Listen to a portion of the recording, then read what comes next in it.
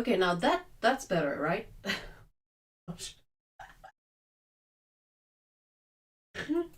Oh, I'm so sorry. Okay, now it should be working. So I've been rambling all this time. And there was just no audio. Yay.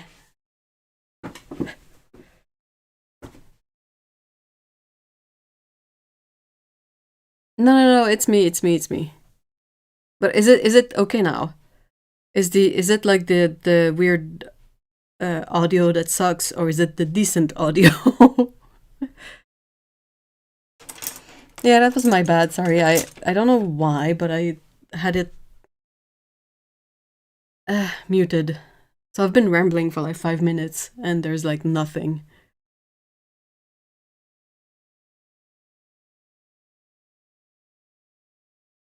It's fine now? Okay, cool. So what I was saying while I was rambling is that I was trying to find the thing that I was sort of looking for, which is this thing. And I couldn't find it, but guess what? I found it. So this is quite special.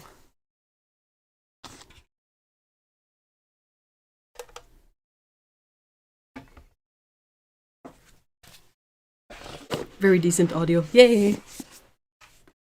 It's not the broken audio from the other time. I'm gonna grab some paper towels. I'm gonna grab a couple of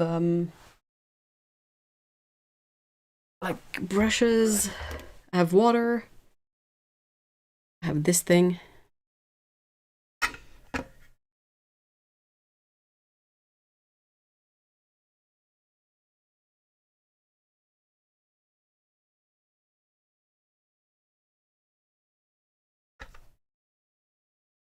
Oh, so it goes like this with the... Oh. It is very shiny. Even for something that is quite... that has such a strong patina.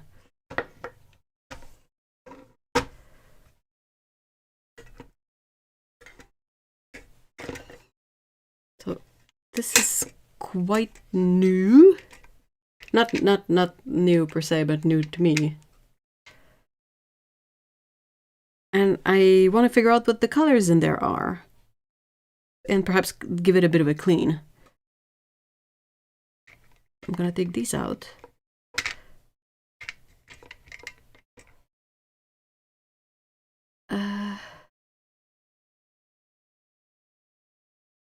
Talents. World talents. There's... I don't know if it's Van Gogh or Rembrandt pans in here. This one I feel is a... Oh, that's clever. That's a Schminke one. That's really clever. It's another...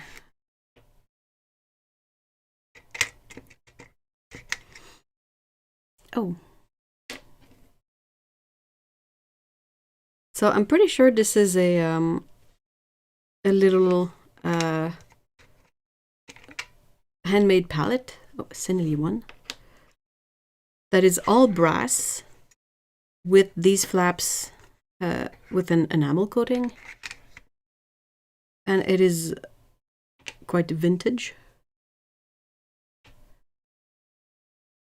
But yeah,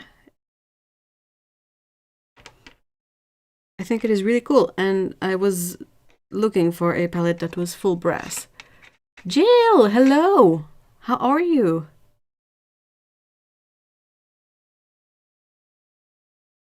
I think these have got to be Rembrandt.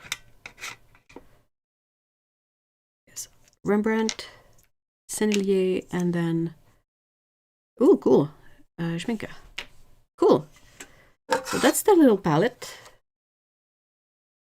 Has a thumb ring. I think it is all full brass. This one... Oh, there's a bit of I wonder. It's from the UK. I mean, all the neat palettes are from the UK or overseas. And I think this is, I mean, I hope it's empty.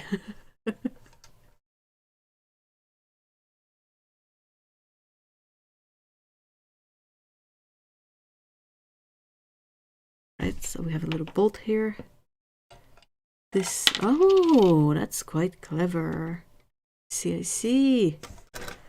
Look, it has 2 holes. So you fill it up and then you can sort of pour it. I'm gonna pour it over a paper towel just in case there's some residual water in there. It's not exactly a feature that I personally use, but I think this is really cool. And so I guess you have this washer on top. And then you screw the thing.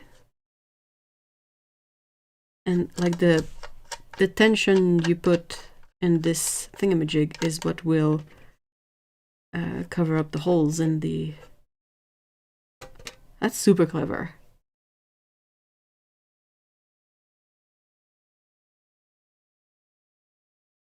And then you can also attach the water container here very securely. Like, it's not going anywhere.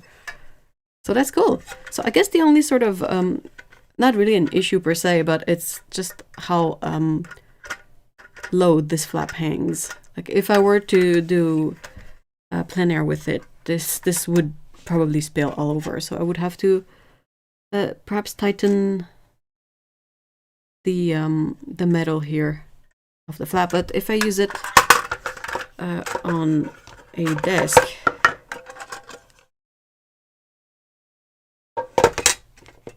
like that's not all that annoying, though it could probably benefit from being propped up a little bit. So I might see about tightening this. So none of my tools are like near me. So for now I think I'm just going to give it a little bit of a clean with just water. And then I want to swatch all of these colors to try and figure out what they are.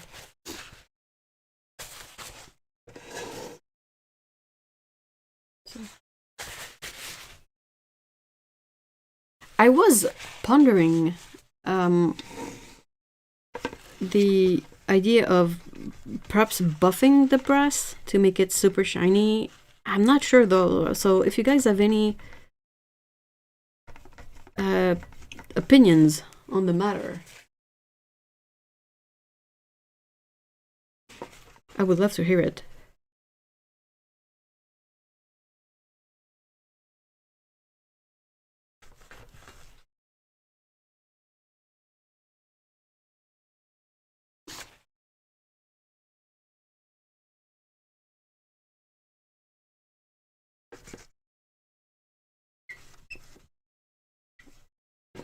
This is obviously pretty stained. I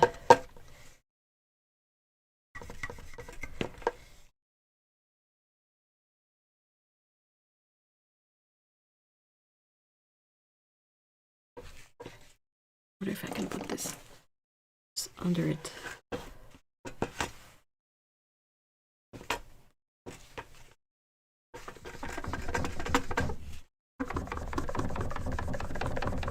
Sorry about that.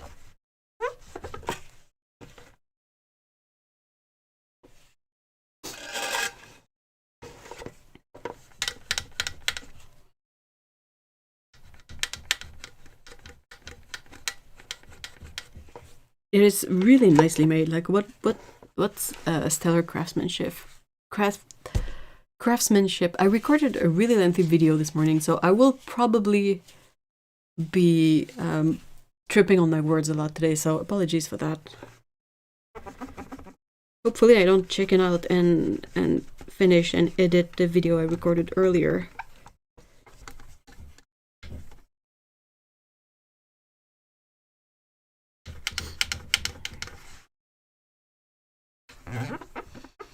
I could say buffing it, but I also like the patina it already has, so I'm really no help at all in terms of opinion.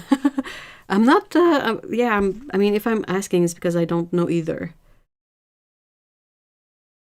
I kind of like the patina as well, so I will probably just like clean it with water and leave the patina on, mostly.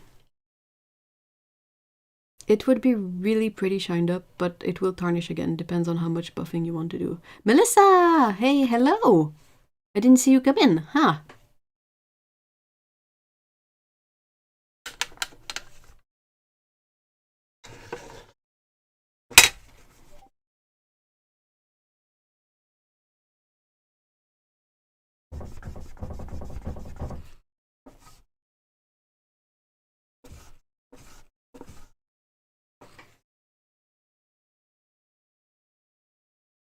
Just gonna clean it up. This is just water from my painting water.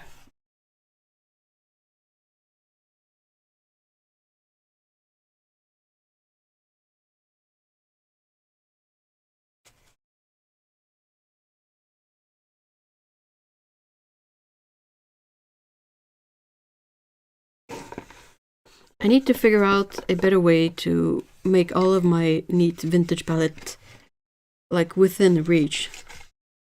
It's always a Tetris game. Like I have so much limited, well, so little space actually. It's so limited that I feel like I have to play Tetris every other month just to try and find a way to set up my stuff so that I actually reach for it instead of everything being out of reach and out of sight, so out of mind as well. Because we all know, out of sight, out of mind, right?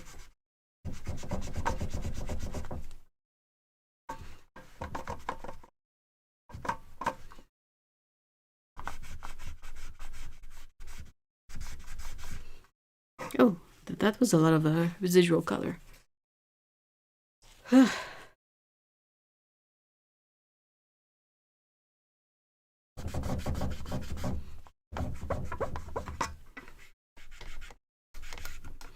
I was looking like this came after the Etcher palette, like when they released it, and it set me on a sort of wild goose chase for what is available in terms of brass palette, and then I stumbled upon this one.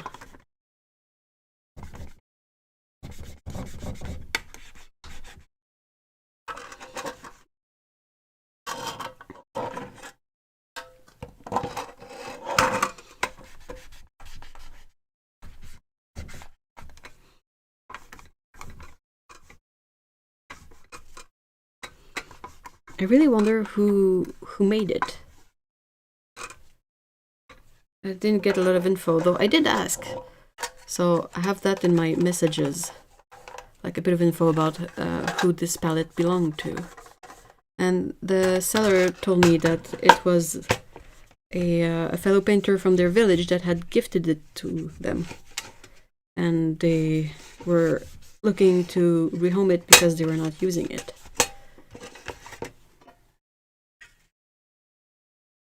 It is really nice. I love brass. Brass is such a cool metal.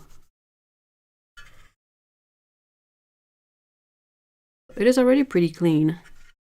I'm just doing a sort of a checkup kind of cleaning. Yeah, this inside will probably need a bit more work. I should... Oop. I don't remember where I put all my cleanup Q-tips or cotton swabs. Yeah, cotton swabs. I always do this. I try to organize stuff and I just end up losing stuff.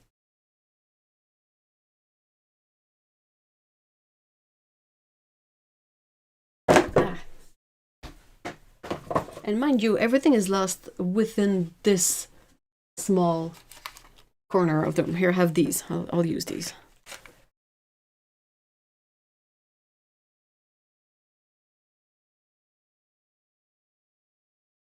Ooh! You got some residue in here.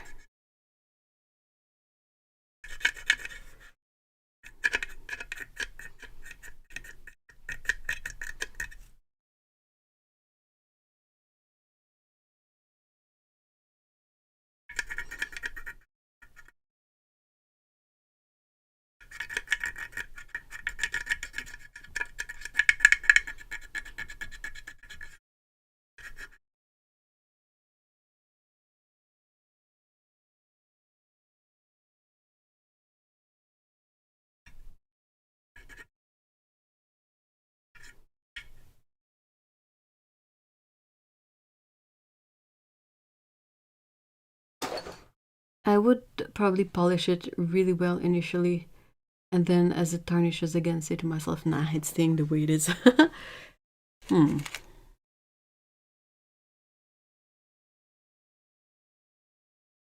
I'm really split because it is a really interesting patina. But yeah, I can also see the appeal in having it like shiny. I really don't know.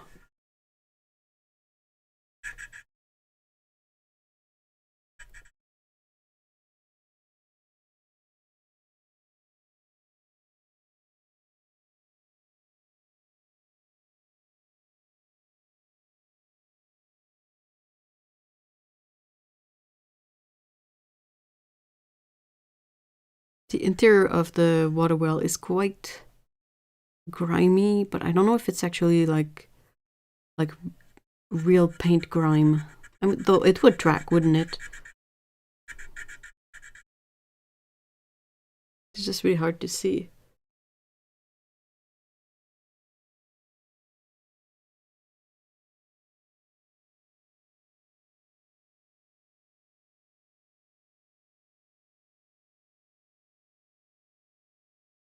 That's exactly what I do, watching it acquire patina through my usage would be fun. I'm lazy. It is really beautiful as it is. I don't think I've ever truly buffed brass. I'm pretty sure I have Brasso, but I don't really know how to use it, really.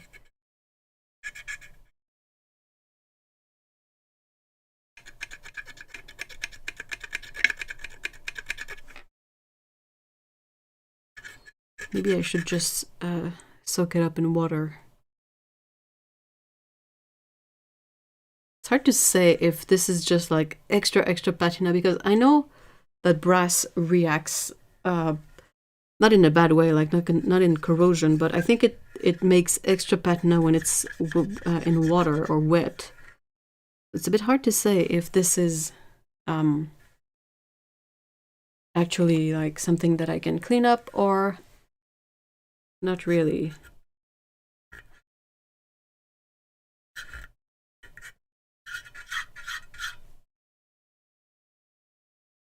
And it could definitely be paint, like we know this.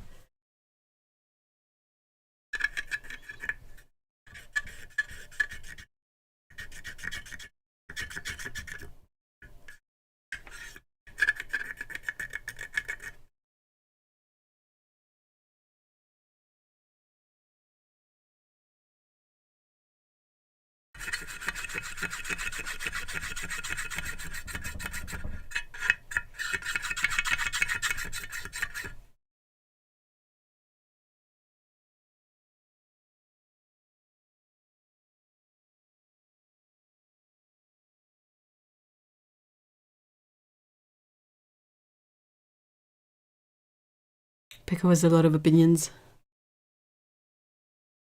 Okay, a last little Q-tip, last little swab that I'll try to get a feel for the quote unquote level of dirty that this is, but then I'll get to swatching the paints. It should be more interesting. It is really like a lot darker inside the water container. But it's definitely hard to say if it's just, you know, like paint deposits or just extra patina. Since I can pick it up with water, I really feel like it's paint deposits, but maybe what I should do is like have this soak a little bit and then clean it up. Anyway, okay. Setting this aside. Ooh, my hand starts smelling like metal. I'm pretty sure you guys know what that is.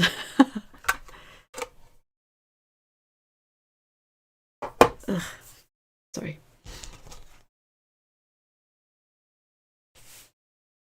Swatch paper. Swatch paper.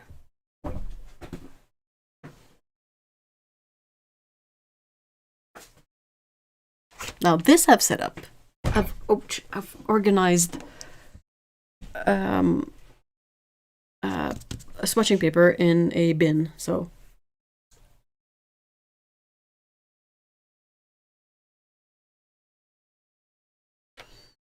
so these are possibly all from Rembrandt. These are Schminke, and these 3 are Sennelier.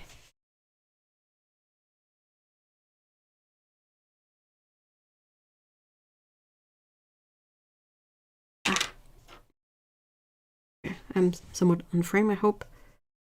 Oh, that's a really nice one.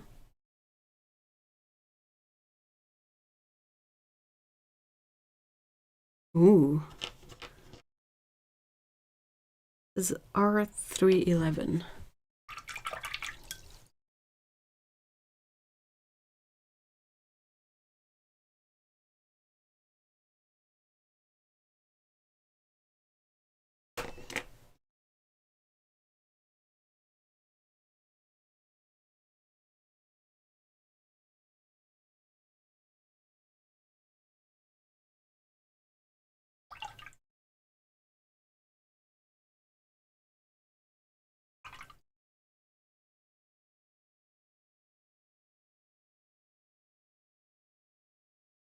This one is R248.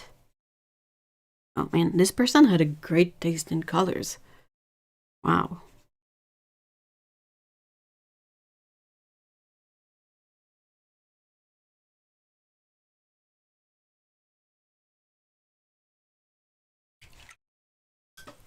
What did I say for this one? R248.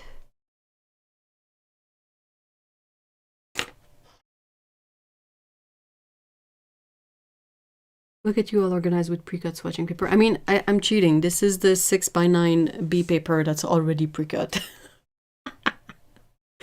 I've just opened up the pack and like I've sort of consolidated all of my swatching papers in the same little wooden bin.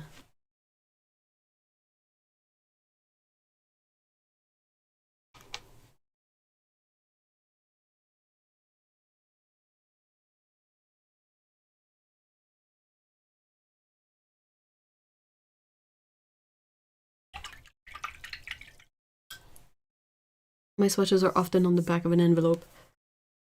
But I mean, do you get good swatches from that?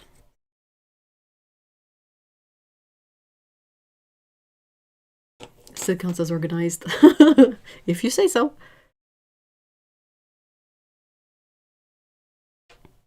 I think I know this one.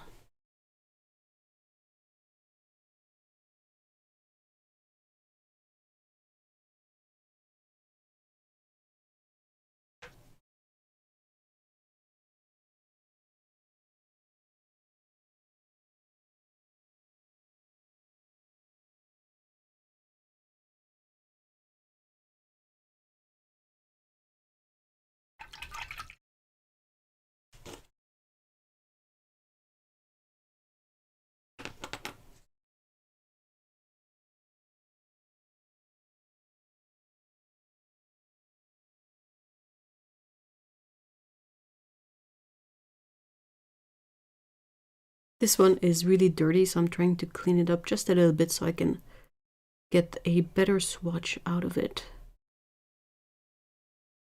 And it looks like it's gonna be phthalo green, doesn't it?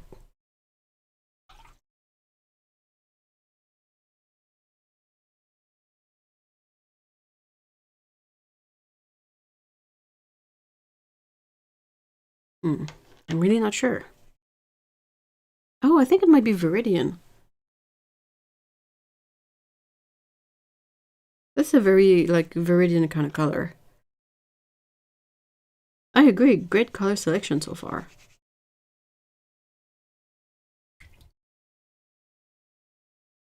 I'm gonna have to reference all of these numbers after. I should be wise and leave room to write the name of the actual color. There.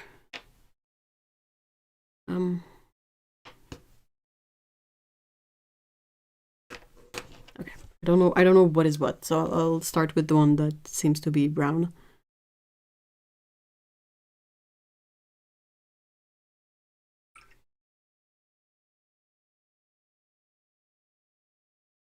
Not really, but I get to see the pretty color. I usually just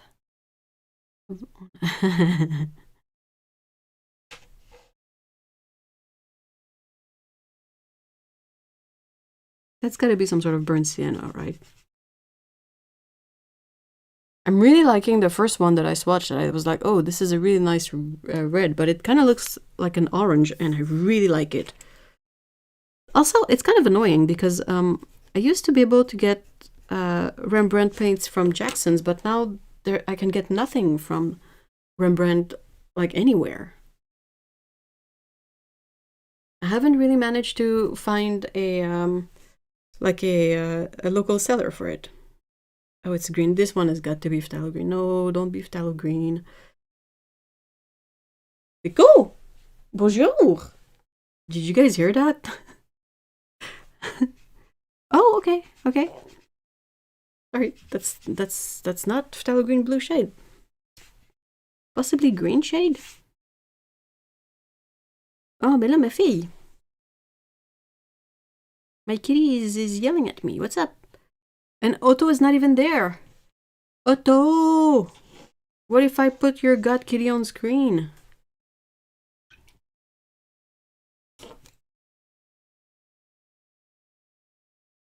Oh, she's gone. Disappeared. Yeah, they came with the brass palette.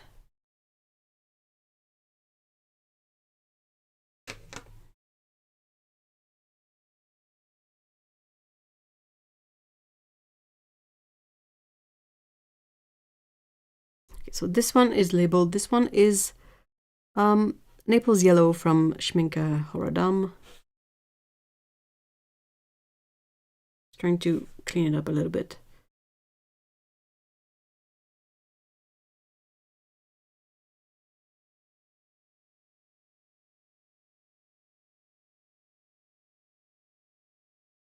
It's quite opaque.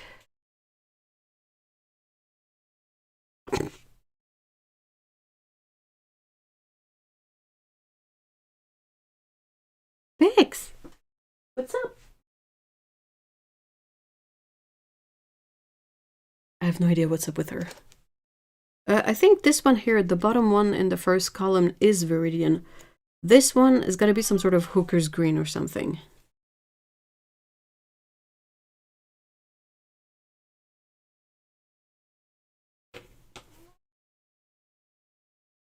Hold on, let me check on that cat.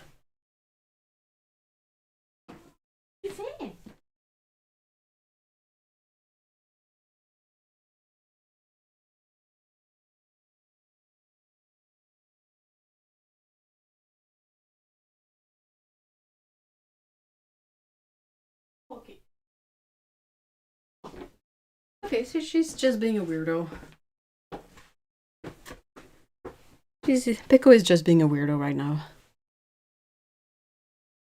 So I'm gonna clean this one up as well, but it is another Schminke color. It is pure yellow.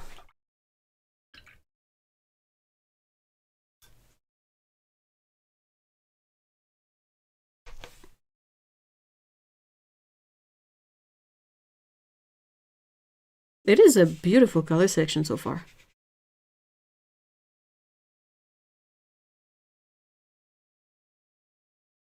Oh, I don't have the color, the number for that one, but it is pure yellow.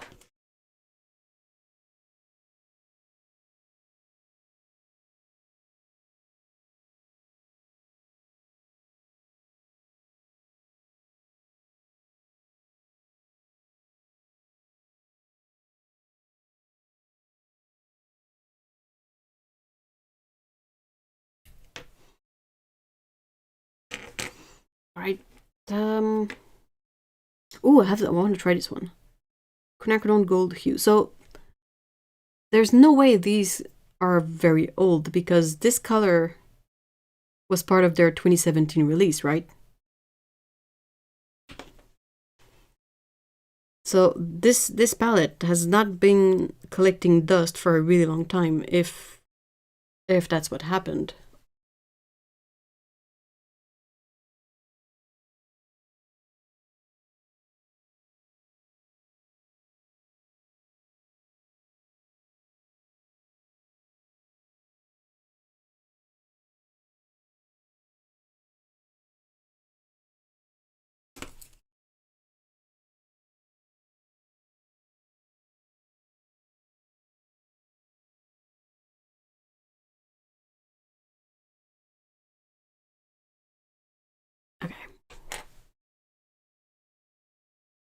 Ooh, cobalt blue light.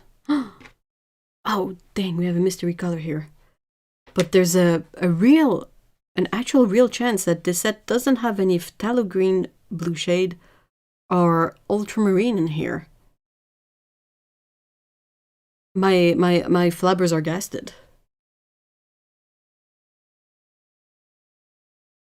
Man, this one looks almost brand new, like it's never been used. If it wasn't for the fact that it's not super clean on top, I would get the impression that this pan has never been used.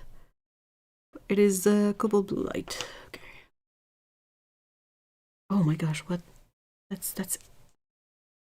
Look at that. That's so intense. I don't have a lot of experience with cobalt colors or with any cadmiums or all the, you know, very expensive ones.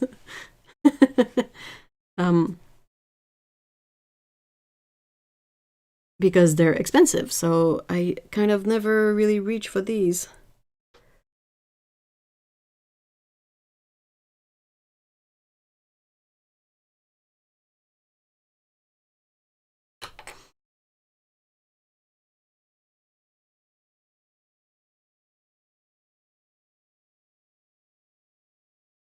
This one looks practically unused. Yeah, blue is something else, isn't it? Dang, watercolor paint is awesome. Ooh, this one is gonna be this one is gonna be fun. It's either the like an ultramarine violet kind of color or some sort of cobalt violet hue or something, but I feel like this is ultramarine violet.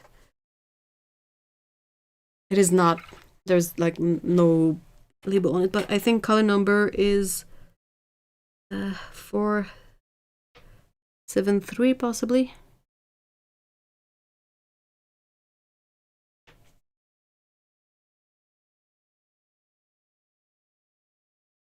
So I'll have to reference that. And then the 3 Sennelier colors, pretty sure this is their phthalo green light color.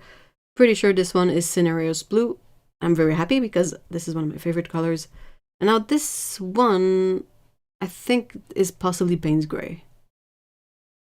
So we'll see, but again, I'll have to reference these. At least they're in the OG pans, so I have the color numbers on them. But yeah, I don't have the names.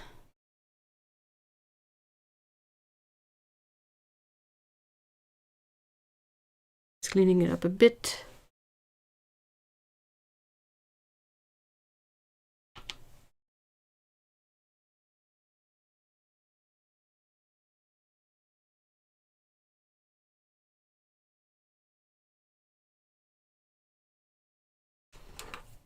So this one is number 805.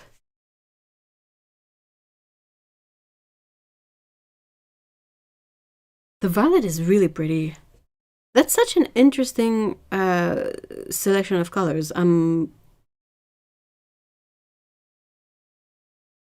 had no expectations, to be honest, because we are so used to either the most basic, common, underwhelming selection. It is underwhelming at this point because we've seen it so much, but you guys know what I mean, right? Like, oh, 2 yellows that are almost the same, a red, a sort of alizarin crimson kind of color, so not really a cool red per se, but sort of a really muted magenta in a way. And then 2 blues that are often way too similar, or Prussian blue and ultramarine blue. And then you get that pesky phthalo green blue shade, yellow ochre, burnt sienna, burnt umber, black and white kind of stuff. So that's the boring selection in my opinion anyway. This is not the boring selection. Definitely hit the jackpot. Yeah, I lucked out, truly. Definitely. I can Completely agree with that. I'm thinking this one is Payne's Gray. Pretty sure it is Payne's Gray. I'm impressed this person had a most excellent taste in colors.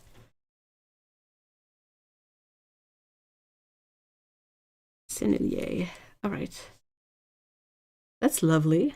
I think the only color that to me is a little bit underwhelming is this brown here, because it is a bit patchy, as you can see. But it's a very minor complaint.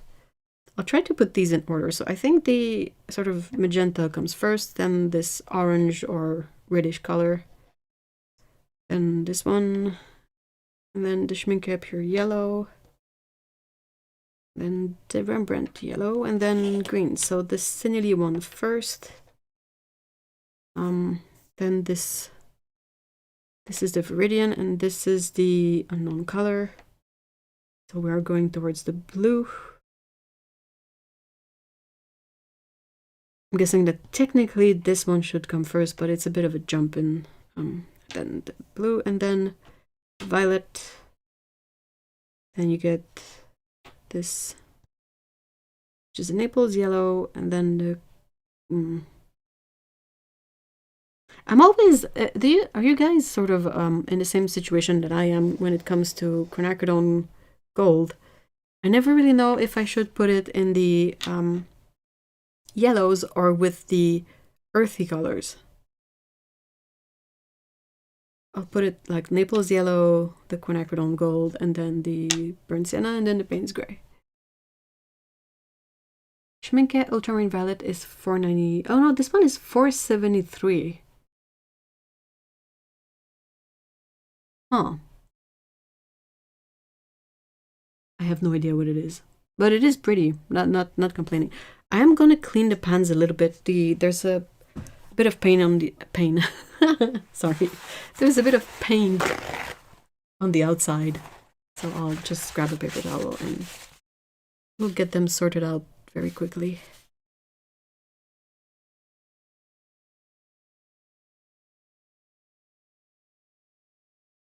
It's just about like cleaning up the sides and the bottom and putting your finger in it, because I don't think it's a real actual paint day if you don't put your finger into some paint at some point.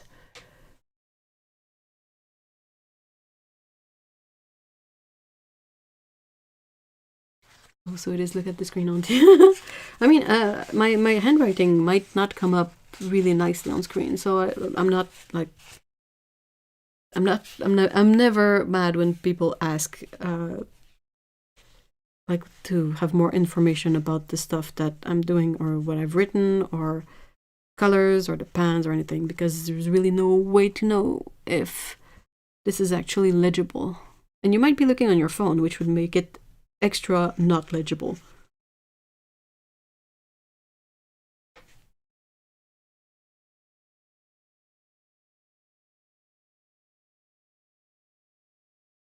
Ooh! And this color is so intense. Doesn't look like much, but then you like add water to it and it sort of surprises you.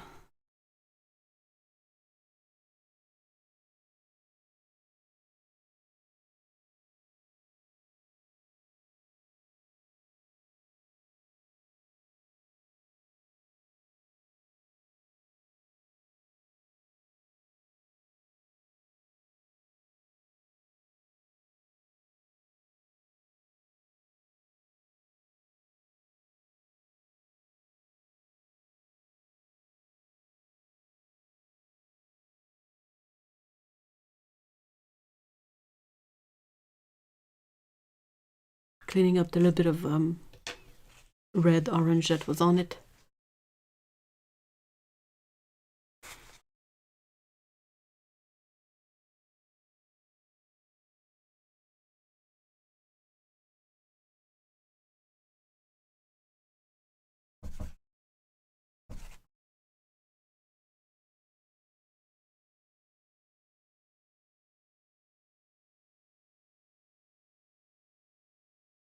The pans do really look new. I agree. It is surprising.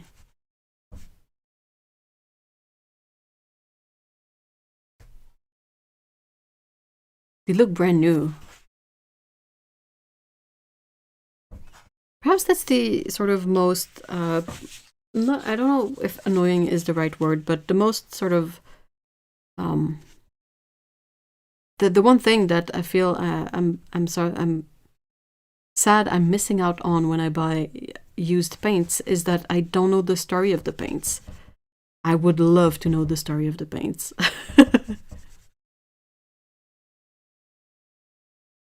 Except for the vomit. The vomit? What vomit? What are you on about?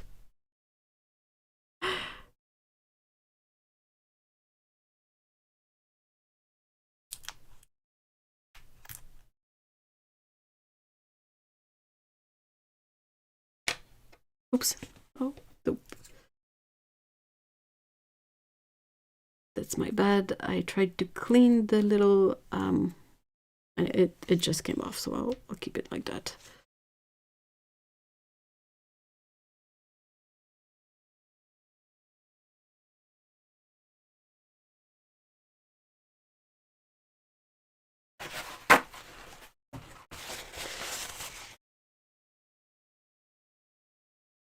I wonder if the Cinity pans are from the little set. What do they call it?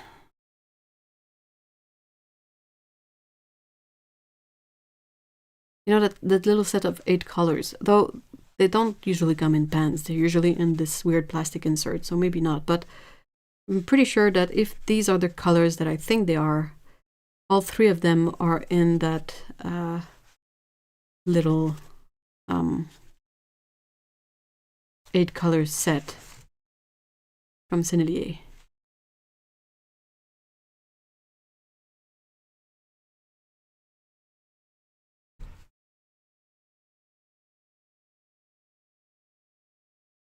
I thought you said we're cleaning off the vomit color. Oh, no, I don't think I said vomit. Just the extra color on the sides.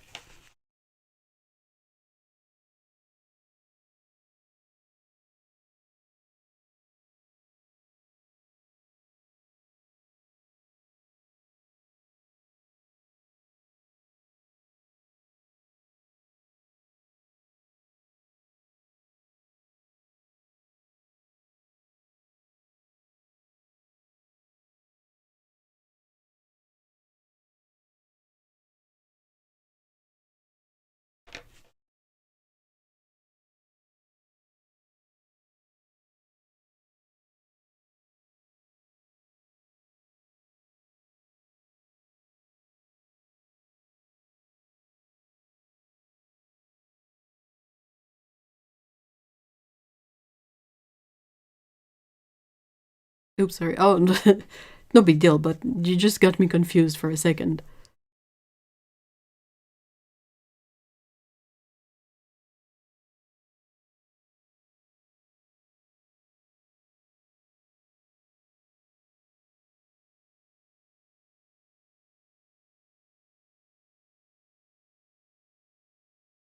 Oh, yeah, this one. This one has a label on it. Okay, so I was right. This one is Hooker Green Deep from, it says R, so I'm guessing Rembrandt. It's an educated guess, so I'm quite sure this is what's happening.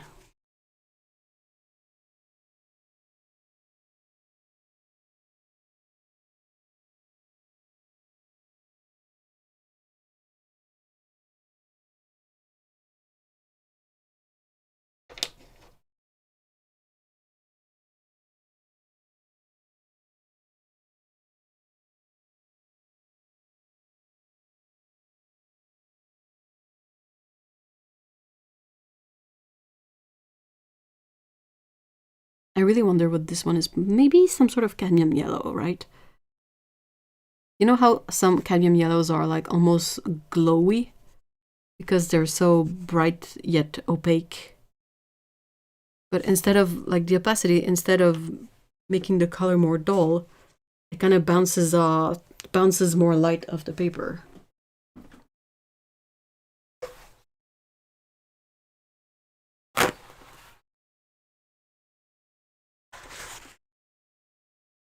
Not really an issue, but there's one interrogation I have about this set is, I guess the idea is to just put the pans in there and that's it.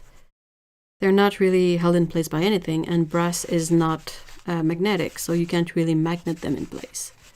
And for sure I could use like double-sided tape or, blue tack, but I'm a bit hesitant to have that in the brass palette, like on the brass itself.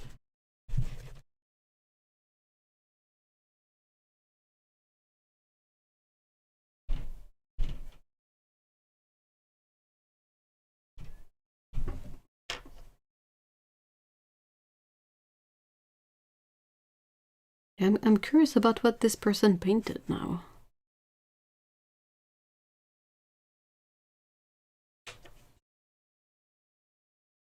And I'll probably never know. Alright. Is that... Bramleys in the UK have 5, 10 and 15 ml tubes of Rembrandt on sale right now. Ooh! Ooh! Up to 40% off Van Gogh and Rembrandt watercolors. Oh, dang! It's worth a look, for sure. I would try to stick to just the Rembrandt, not get any Van Gogh. Not because Van Gogh is bad or whatever, but if you're gonna spend money, I think the professional paints are perhaps a bit more appealing.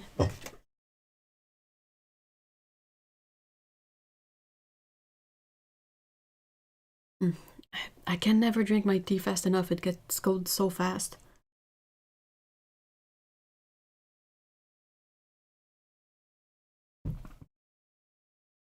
Alright. That's that.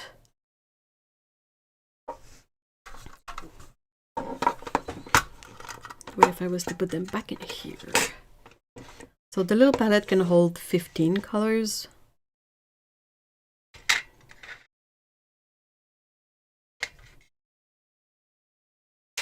I think they were kind of set in this orientation. So guys, when you set up your palette, do you like start a row? Let's say this is my first row, okay, and I'm starting with the magenta. Do you guys connect the row, like do you, when you get to the last color, do you go back to the first initial position, or do you connect the rows? Like would you start your adjacent color here and then go all the way across like this? And then connect again back down with the purple here and all the way across. Or if you go like more methodically, like in rows.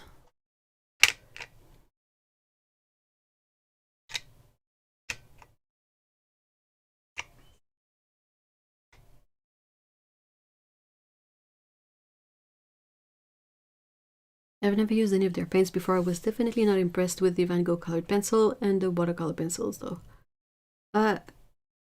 Yeah, I do. I think if you want to try any of these, look for perhaps a couple of Rembrandt colors that sort of speak to you, but it's also fine to not have every single brand out there.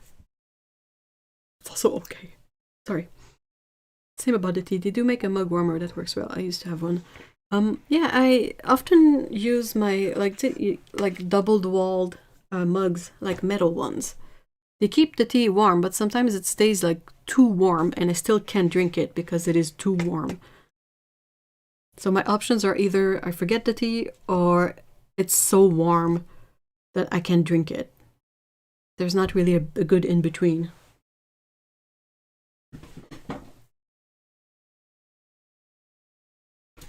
Just gonna grab another piece of paper, perhaps do a few mixes.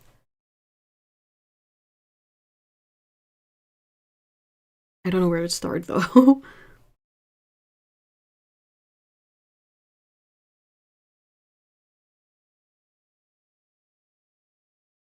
I can never decide, so I alternate every time I create a new palette. I like the way that looks. I can never decide either. Sometimes if it's a palette like let's say, you know, those 24 colors thin, the tins, sorry. If I can sort of make it a loop, then that's sort of ideal, but it doesn't really happen often. Always start yellows first at the left, but whatever is most intuitive when you are painting. It's not for me, it's not about being intuitive when I paint, it's about fitting in the palette. You know, like, this is satisfying to me because to go from the magenta to the orange yellow in the first row, super satisfying to me. And then the second row, no yellows, but we start from green. There's no green in the first one, so we start here green, and it stops right at the exact amount of blues that I have. And then the bottom row in this case is just everything else. Like, if I can make the number of colors that I have fit in a row, that's the most satisfying part for me.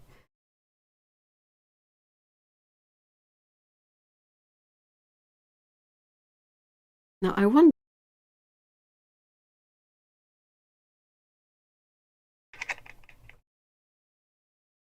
purple.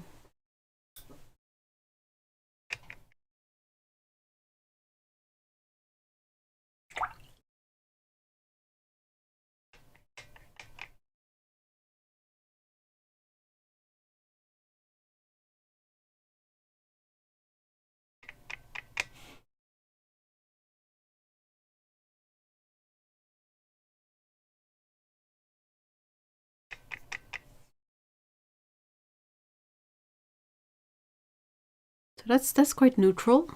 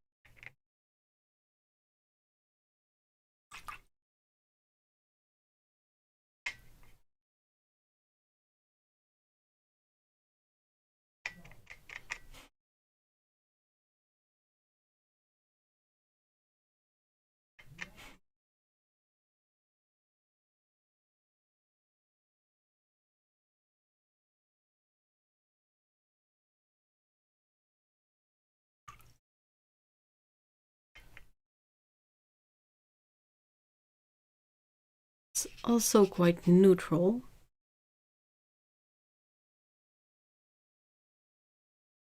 Oh, sounds like a great idea. I do hate when my blues etc. get split between rows. Yeah, I will often like Tetris the heck out of my color groups so they fit perfectly in rows, because I don't know, it's just so bothersome when it's split.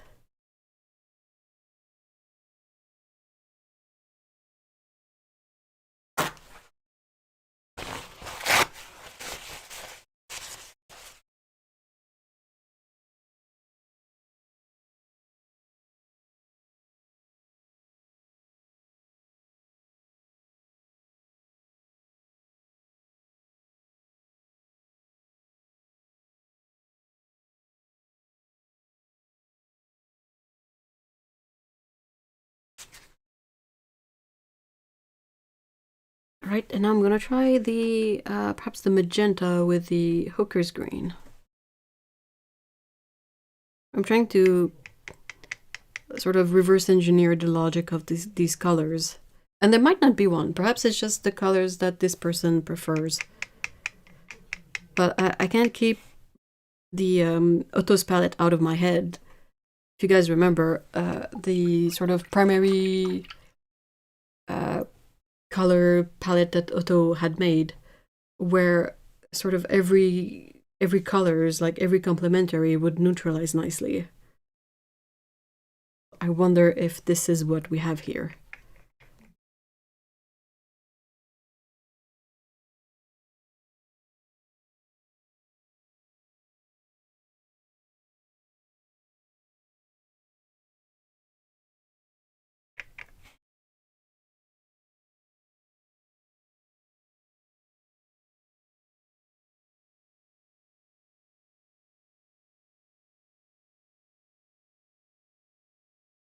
I love Otto's color wheel palette. I agree.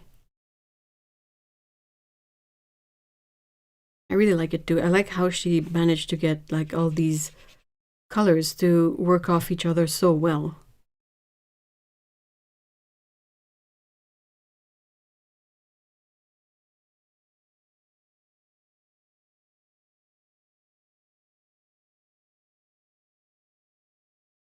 It is somewhat neutral, right?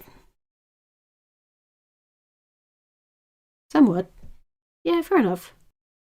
I mean, none of these are perfect neutrals. I'm going to warm up my tea. They're all a bit like tinted, or like not tinted. They all have a bit of a lean towards a color, like warm or cool, but they're all fairly gray. So what else have I got in here that... Perhaps the sort of brown color with the cobalt blue might work as well.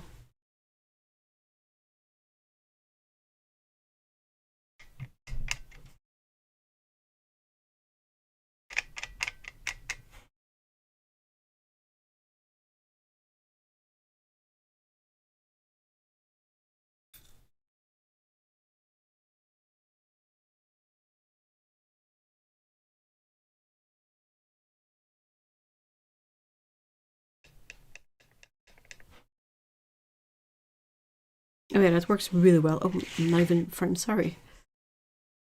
This is indeed a solid way to get a good gray color. Okay, what else?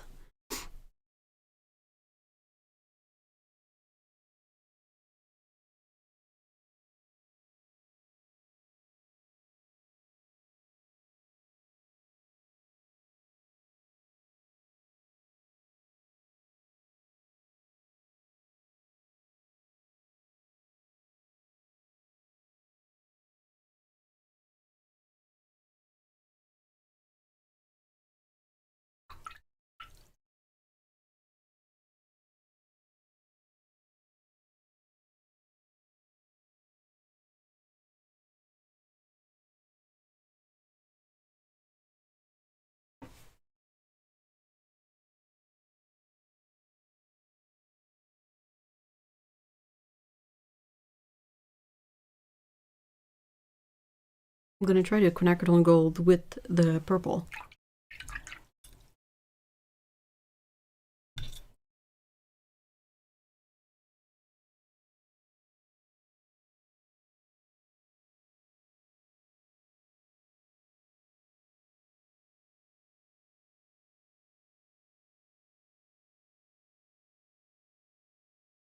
It's an interesting color.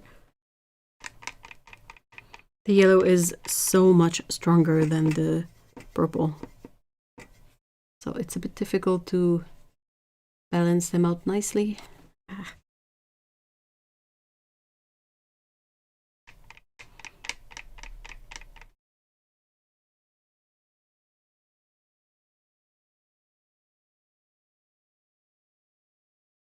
Yeah, it sort of works. Kind of, right? I'm wondering what color would work with the Payne's Gray. Or, sorry, I made a big old mess. But what would work with the Payne's Gray to neutralize it?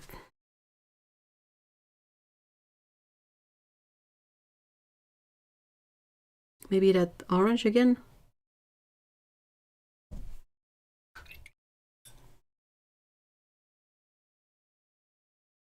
I'm dying to know what color this is. I really like it. I don't know what it is. It's gonna be revealed to me that it's a color that I usually don't appreciate all that much. And then I'm gonna be even more flabbergasted.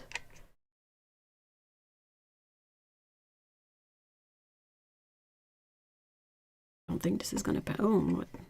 Okay, make me lie. This is definitely making me lie. I was about to say that I don't think this is gonna pan out okay, but I think I'm wrong. I think this is full of potential. It's also very dark. Wow. So for reference, here you have the like the bluish tint of the Payne's gray, and it is completely neutralized when mixed with the orange. Huh.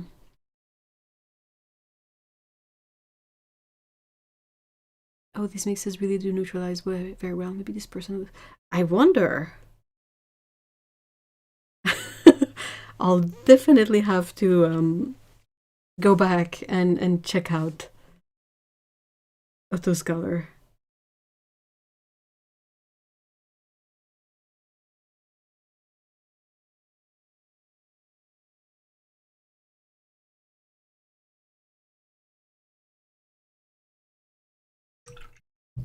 I'm gonna try another mix, but I don't think that one will neutralize. But still, I want to experiment. I'm gonna start with some of this sort of yellow-orange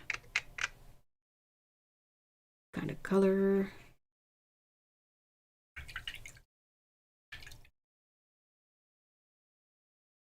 I want to mix it with the Cinereus blue, that blue schminke color that I really like. It's probably going to be some sort of weird muted green, but I want to see it. I want to see it. Yeah, that's beautiful.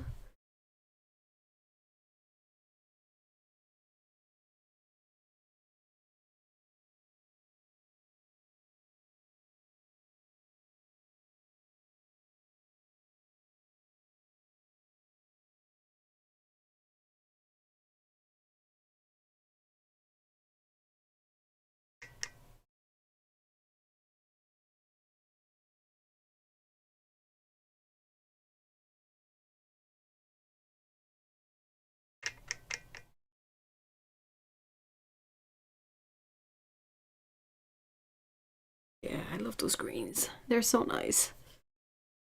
Okay, is there anything else in there that I think would possibly neutralize?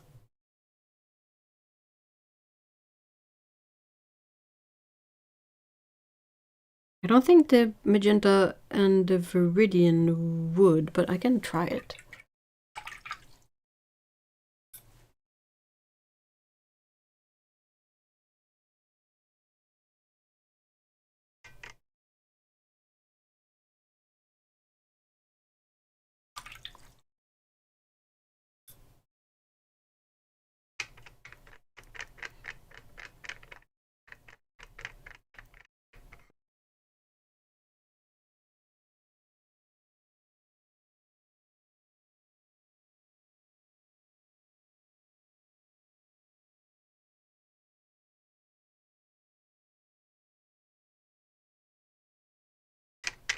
I think this makes for a really fun neutral too.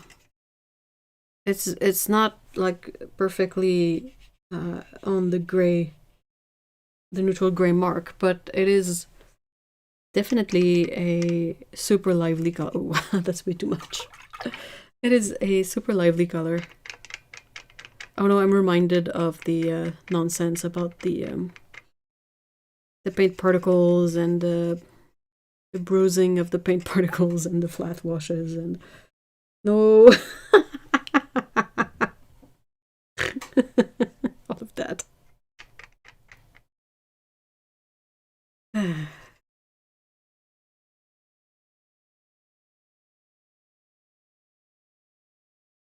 it's not really neutral, but it's definitely a color that you can use for rocks, or, you know, it's neutral-ish enough to be a useful color.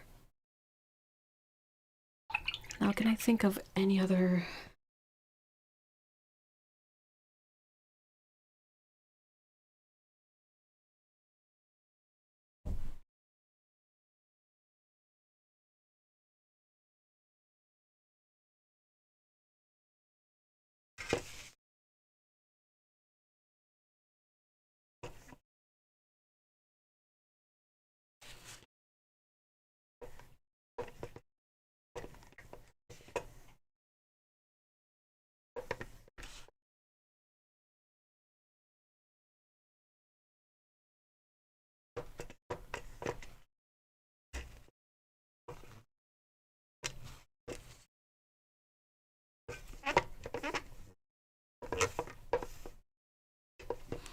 These spots are kind of interesting because they're not just stains, they're like something that is stuck to the surface more than stains.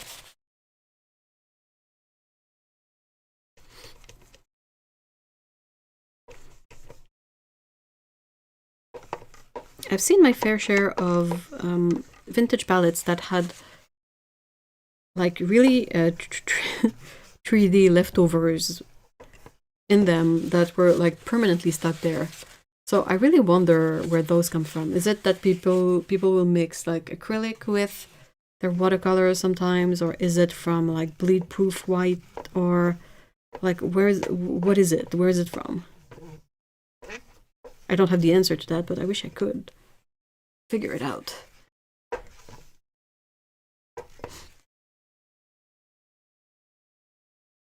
So yeah, these are really interesting. The mix of the yellow and the purple is particularly granulating.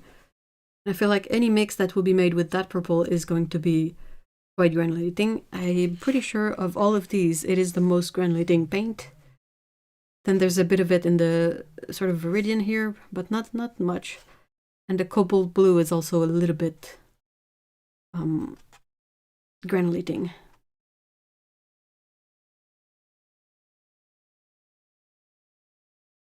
Most of the colors are really smooth though. Like really, really smooth.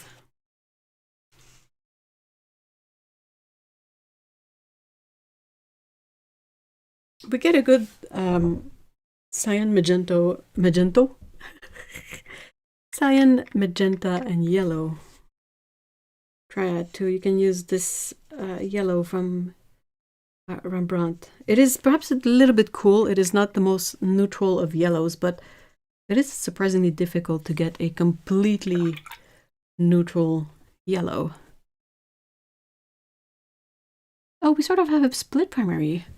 Even better. Yeah, check this out. So a cooler, a warmer yellow, then a magenta,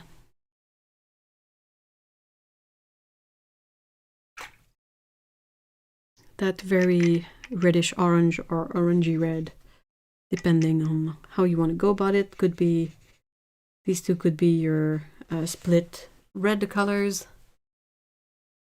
And then we have a cyan and a cobalt blue. We have this, I mean, the cyan is the cinereous blue.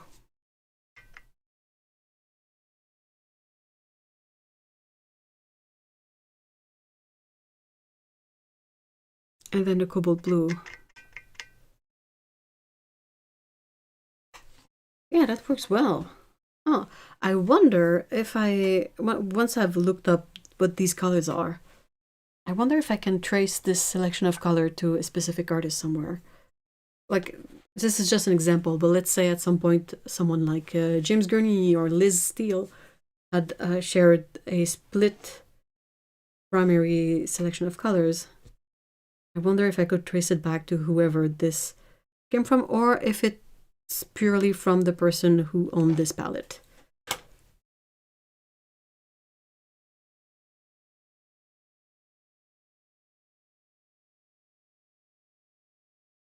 That's pretty cool.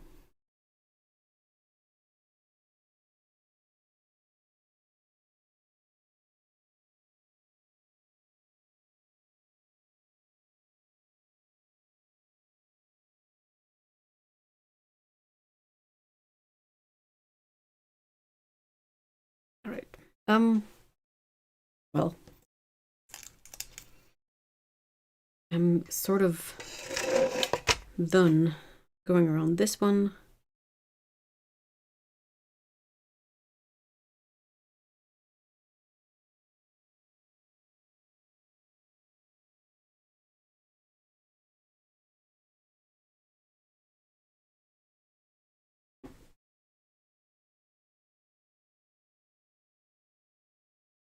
Let's drink more tea while I ponder my options.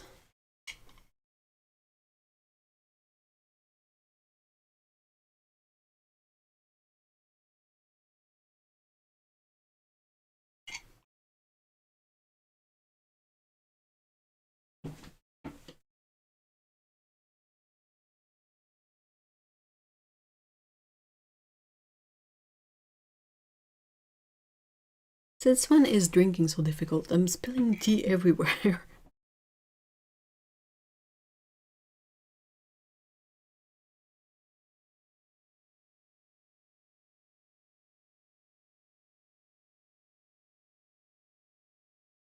This was really a fun palette to explore. I agree. I had a lot of fun.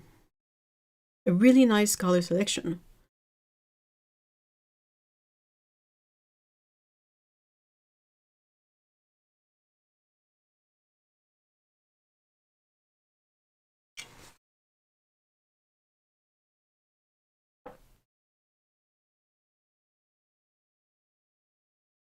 I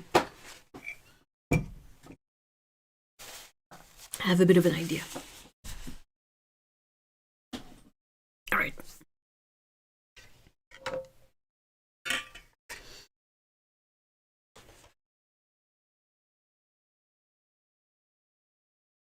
Right. I have these here. Okay, the secret palette, the secret Traz of Shame. There you go. And I will like mix these up, and you guys will call for a hand, and I'm gonna do mixes of these. How do you feel about that? Oops. I'm set up a bit differently, so I'm not used to the camera being more like here.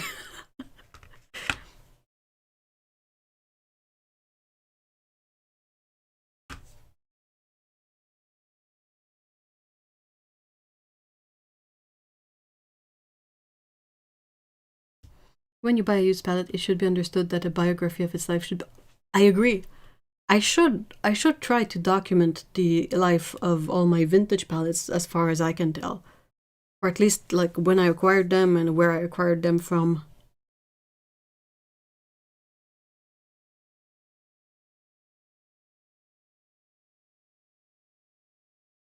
Desert Morning... You mean Desert Horizons?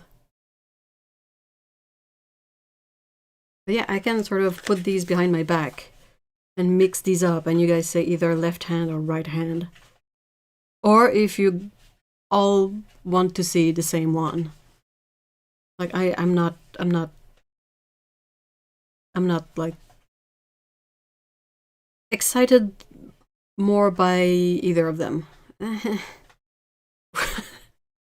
I'm losing all my cognitive abilities.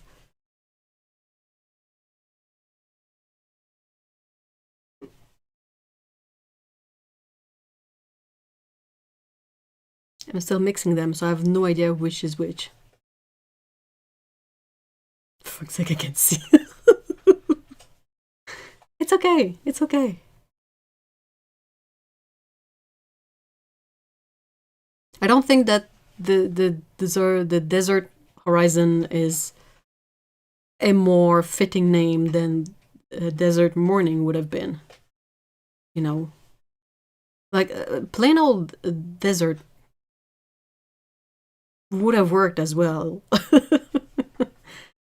Well, there's a few trads in the whole sort of release that I really like.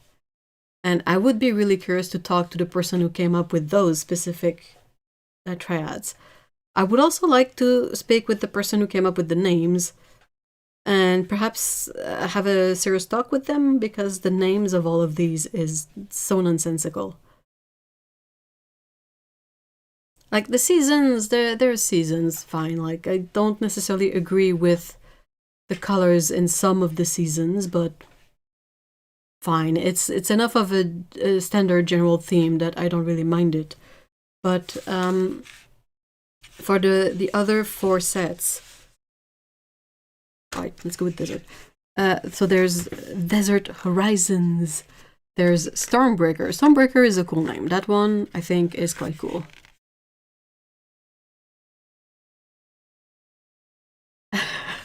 Oh no, Jill. Wait, what are the other ones? I don't remember, but there's 2 other... Oh, there's the architecture or architectural or something, which I'm not entirely sure why it's named that. And then you have another one. And it's just like...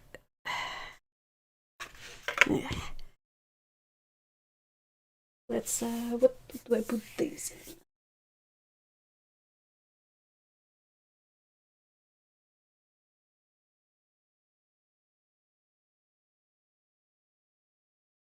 I'd love to see the Stormbreaker set swatched.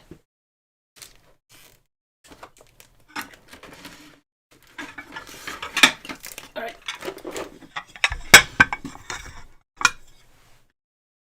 I mean, maybe I can do both. Ow.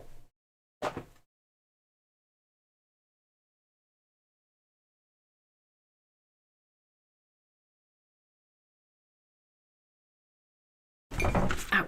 Sorry. Okay. So this one has burnt sienna light. Oh, really? I didn't know this was the pigment composition of this one. It says PR101 and PO48. Okay.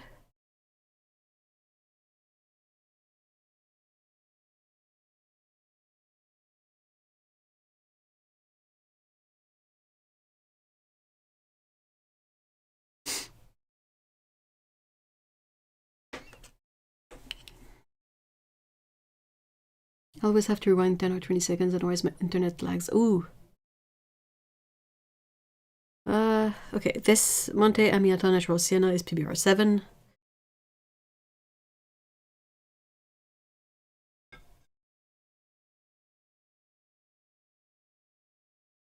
Right, and then quote-unquote Amazonite genuine. Just between you and me, good old Amazonite. See, it would be fine if it didn't say pigment genuine Amazonite on it. These are very, not explodey, but messy.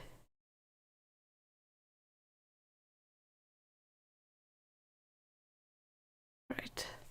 Let's see. Oh, sound is skipping. Try refreshing.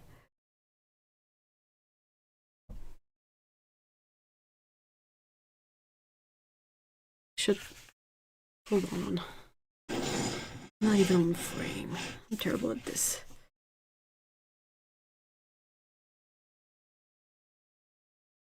I don't usually like working from fresh paint all that much.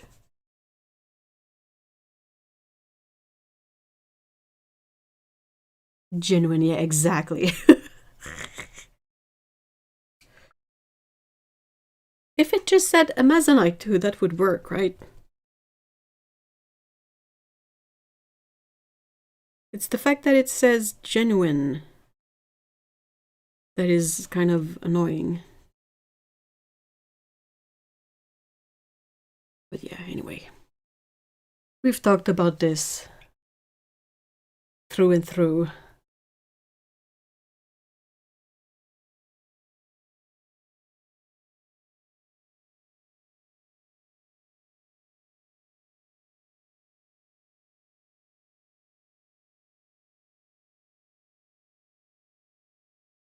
So I guess this is sort of like the brown here is our quote-unquote magenta or red color. The sienna is, I mean, the Monte Amiata sienna is the yellow, and the Amazonite kind of works as the blue cyan color in this.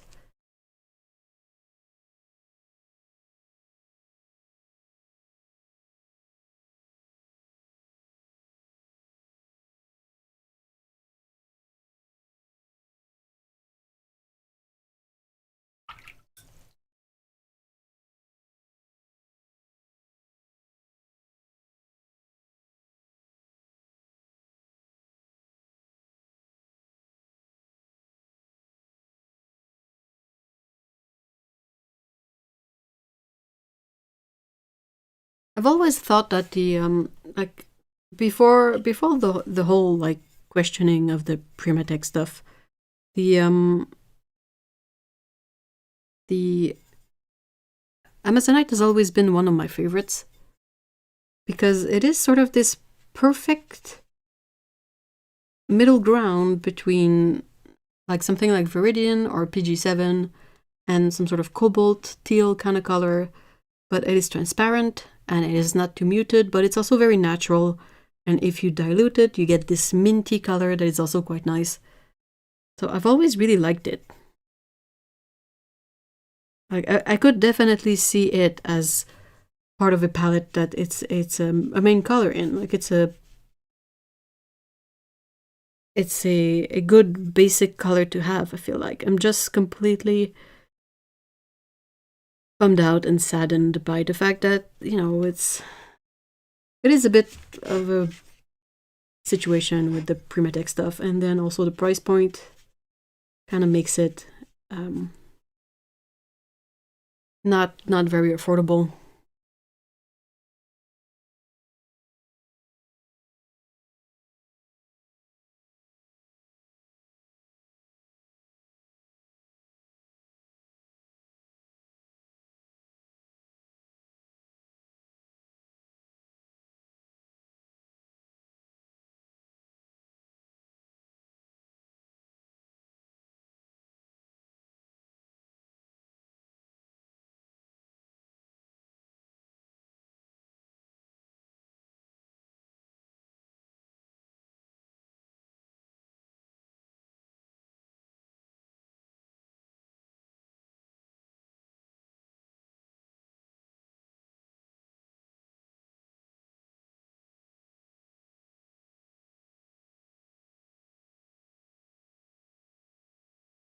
I'm back, missed a bit. Oops.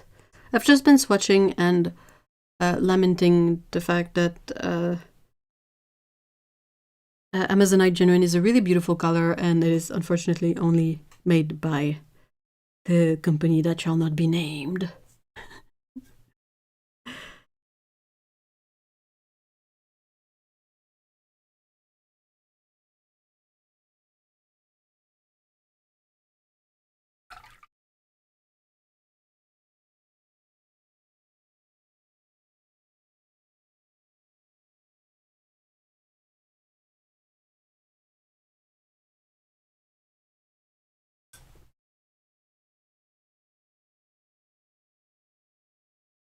It's so cloudy and gloomy, I get issues with internet. Do you get any snow? Pretty mixes. Yeah, I kind of really like these. You know what they remind me of? They remind me of colored glass. I have one right here.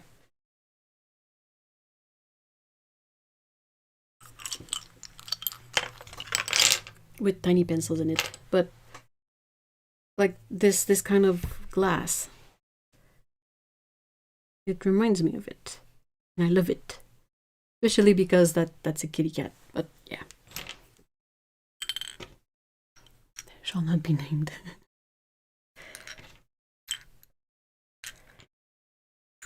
I'm just bothered. Like, if only it had been a company making terrible paints. Or like just making acrylics and oils, like stuff that is utterly meaningless to me.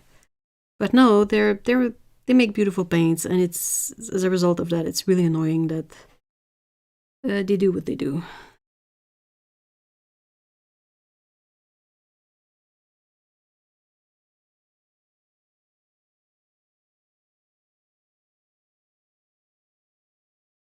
Yes, we have about 8 inches on the ground. Oh, that's a lot of snow. Yikes. I mean, it's been snowing and it's been very windy as well here, but we didn't get 8 inches of snow. We got a few inches, and the wind kind of moves it around a lot, but fortunately, it's not a lot. In oops, I forgot to do the solo swatch.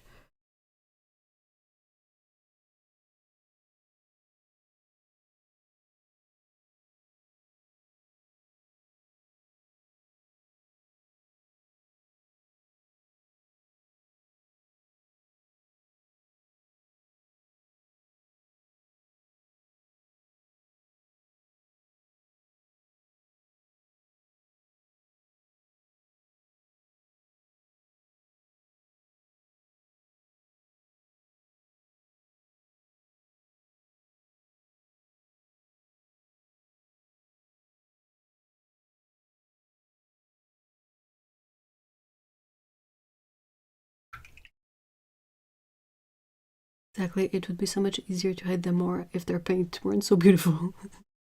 Yep, yep, yep.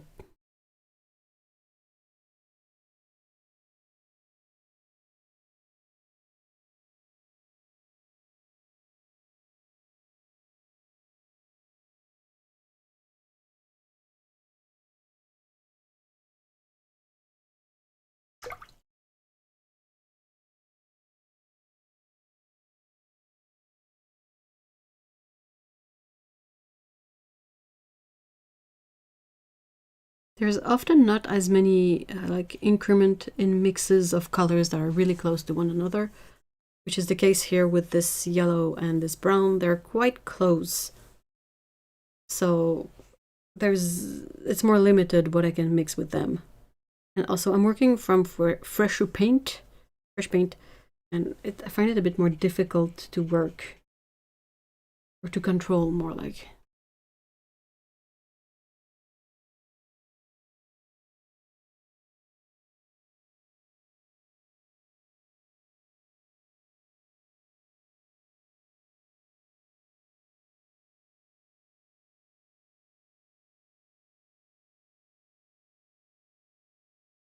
Do you guys have a Daniel Smith colors that you wouldn't be able to paint without?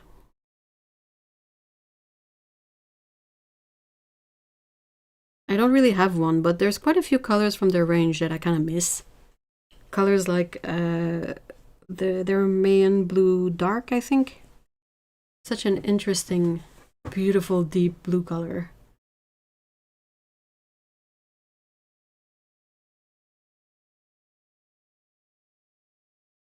And there's quite a few others that I miss as well.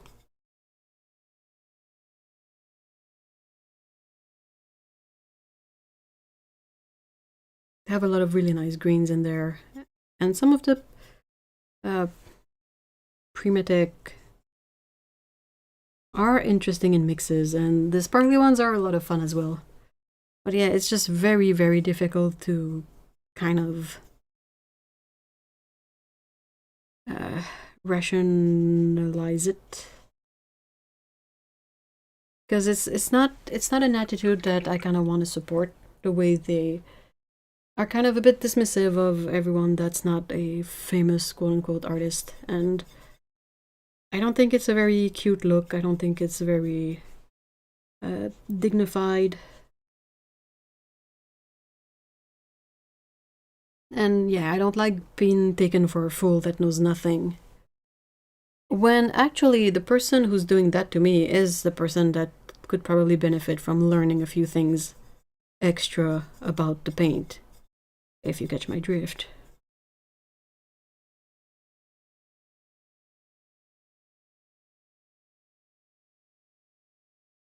And I've run out of brown, so I think it's going to be not very thorough. I'm sorry. I might cheat and mix it with this one that is, quite close. I'm not gonna tell anyone.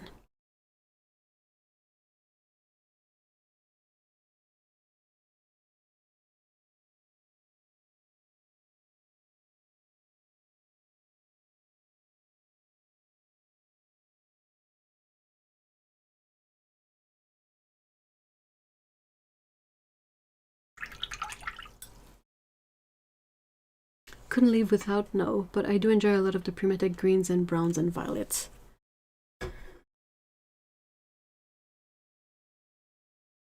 I get it. I get it. I fully get it. That is just a very quick sort of look into the mixes with this set. It's kind of interesting that if you sort of do the analogous comparison, this is technically the greens we get from this set. This is technically the oranges. And this is technically the purples. Now, in reality, in practice, a lot of the purples are greens and browns. And the oranges are, they could be argued that they are somewhat orange but muted. And then the greens, well, they're pretty much green, but then again, you get this sort of muted component to them. because this is a sort of a warm yellow and this is sort of a cool blue. Same gel, also their main colors I really love. They also set up in pans beautifully where I live since they're made very nearby. Yeah. They're generally quite well behaved in pans. They have more of an issue of coming loose than never drying up. Which can be problematic, mind you, if you travel with your palette a lot and all the, you know, the paints are free rolling in there.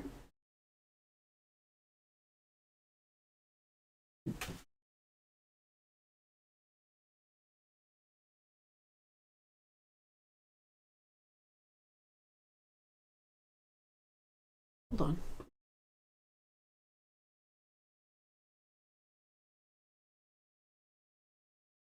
Oh, that's weird. The clock on my screen that I use to you know, check up the stream has not updated. That's so weird. I've had them fall out of pans too. Yeah, they some of them are particularly egregious for that. I'll try to do to go over these three quickly as well. It is the Stormbreaker set, so we have Bloodstone Genuine.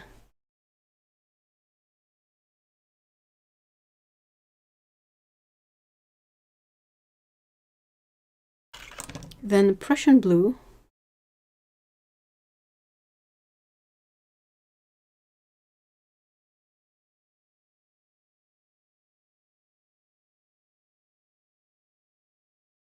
And then, interestingly enough, their Iridescent Electric Blue.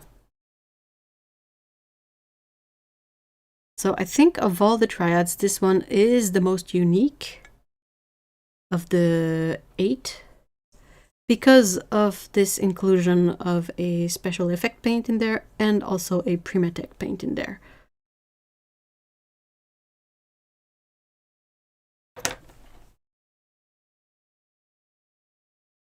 Oh, I'm going to be painting with sparkly paint. It's a good thing that's the last thing I do. So I guess that if we were like looking at the composition of this color, this electric blue color, there's got to be some sort of phthalo blue in there. It is not just mica or like sparkly pigment. There's definitely something extra. And from the look of it, it's probably something like phthalo blue green shade.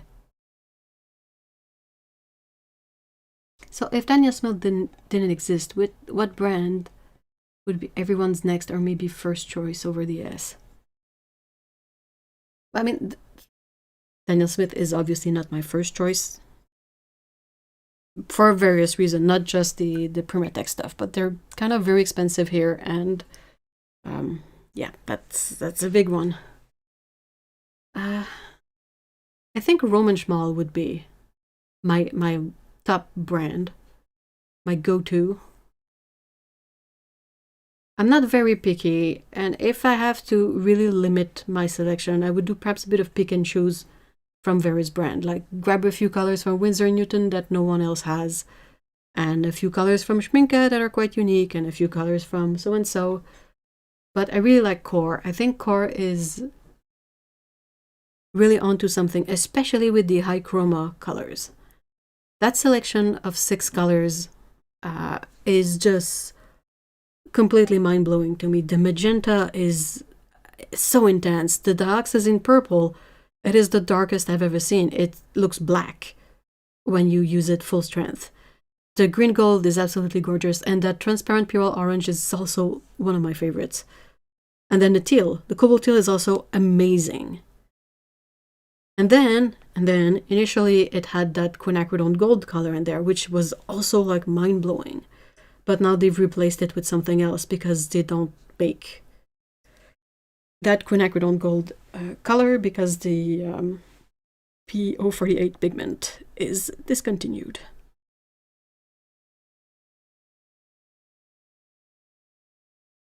But yeah, I'm a bit I have a lot of questions about all of these triads from Daniel Smith. Like, they have access to what? How many paints do they have at this point? Like almost somewhere between 250 and 300s if you count all of them. Like all of them. And they came out with 8 sets of 3 colors, 8 selections. And hardly any of them bring something new to the world of painting. Like, with such a variety of colors, how come we get 2 sets that have a pink/magenta, a yellow, and then a teal turquoise kind of color? Like, 2 of them are so similar. I cannot fathom that they didn't come up with something a bit more different. You know what I mean? I don't get it.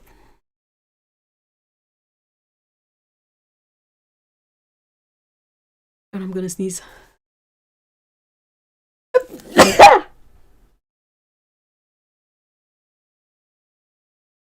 These triads are just a way to get people to buy more. I agree with you. And I think that's where part of the annoyance comes from with this brand, is that they don't come across as a company that likes paint.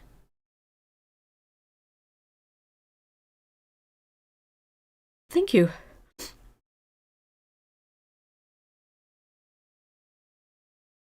Like, I don't know how to explain it, but it kind of feels like it's a bit disingenuous, maybe.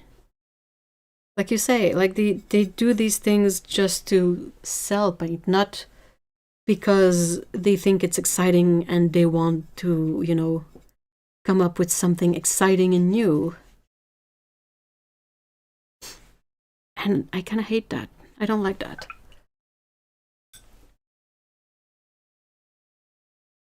I feel like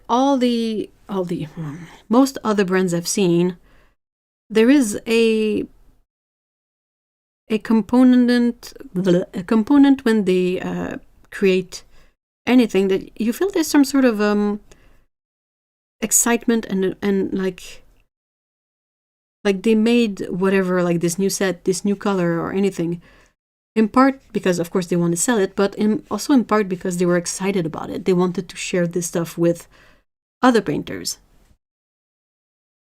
And it's not necessarily something I get from Daniel Smith. There's some brands that I get nothing from, like Winsor & Newton. It's very difficult to gauge, but I feel like they've done a bit better in terms of creating stuff that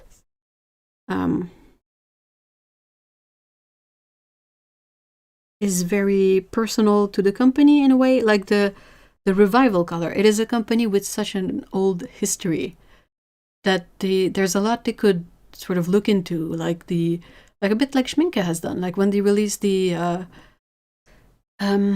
retro sets that had the old design, the old logo, like a color selection that was reminiscent of their some of their first sets. Like there was something there that, yes, they made them to sell them, but they also made them because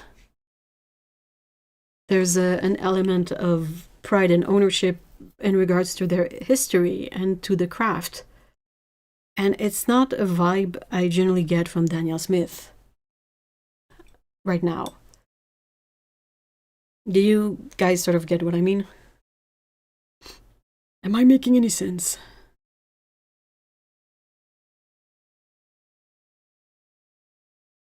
Make some cute little sets and they will buy them, even if people could probably just go through their stash and make the set with what they already have.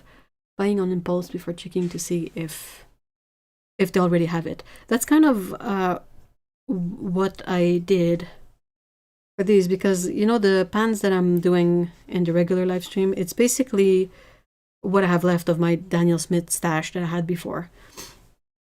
And I was really interested in these 2 little triads because of that fact exactly, is I went through all my stuff, even like other brands, not just Daniel Smith. And I couldn't find anything to dupe the Iridescent Electric Blue, the Bloodstone, and then the Amazonite. If I had found good dupes for these, I don't think I would have bought these triads.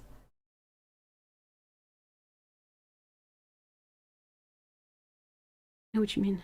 Okay, good, I'm glad. Does Romanchmal not have an actual website? I don't think they do. They have a Facebook page and an Instagram page. I think they mostly use their Facebook page for announcements and news and whatnot.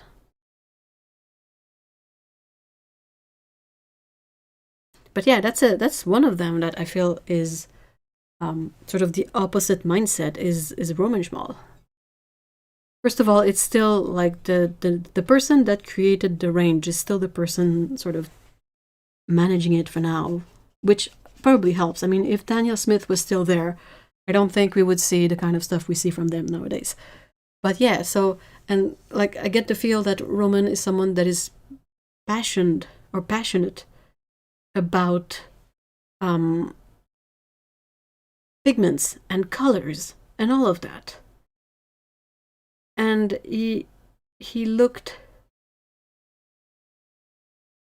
he seems to be looking into creating like colors and bringing new pigments. And you know, there's like those mini palettes, the mini tins. He didn't take something that existed already and just put a different logo on them. They were made just for Romanchmal. No one else has these mini palettes. Like there's a very communicative passion and like creativity here. And you don't get this feeling that it's about making money at all. I thought those desert colors looked better on the box than mixed together. Aw, I'm sorry. I'm sorry. I kind of like them mixed together, but yeah. Jackson sells Romanchmal. There's a few, I'm in Canada, and none of you are, but there's a few local places that also have them here. So you can find in some places, but damn, I despise Meta. Yeah. I despise Zuckerberg. Freaking robot. I'll check Jackson's. I just wanted to know more about the Romanchmal paints and figured his website would be the place to go, not Facebook. Yeah, you can get a good feel for the colors on the Jackson's website. That's true. If you order from Jackson's any other thing, you can check to see if they have the printed chart of the Romanchmal color. They often have the charts available for like a couple of cents. And it's a good reference for the color. And Romanchmal seems to care about people too. Yeah, definitely. Definitely. He's incredibly generous. He seems to be incredibly caring. He has a like sort of a an integrity to him that you don't, you know, see everywhere nowadays. He's super kind, like a really great guy. So such a different feeling. Like I feel like Golden or Core in the US has the same kind of energy to it, of people that not only are they passionate about what they're doing, but also they want to share it with other people. Like they want to make that excitement and that eagerness and that what they feel about the paints, they want to share that with other people. I don't really get that from, you know, other brands. That brand. The one that shall not be named. It's not your fault I didn't like the mixes. Well, it is kind of my fault in a way that I wasn't able to communicate well my love of these mixes, but that's fair. You don't have to love them. You absolutely don't have to. I'm not doing the prettiest swatches right now. I think that on the Daniel Smith website you can find like really pretty swatches of these colors for the Stormbreaker and the Desert set. But yeah, for me, I'm just sort of doing a first pass of exploration to see a bit, to get a frame of reference, basically.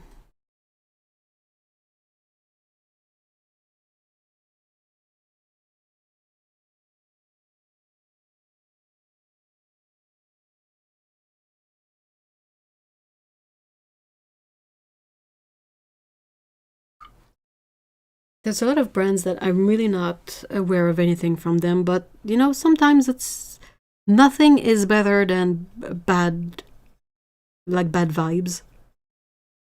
You don't want to have the ick for a brand, really.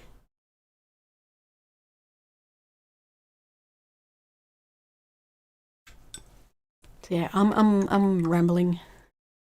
I'm the rambling woman. Sounds ideal, other than relying on Facebook for company marketing. I just want to find a paint company I can trust. I don't think it's about relying on it. I think it just was the easiest to set up.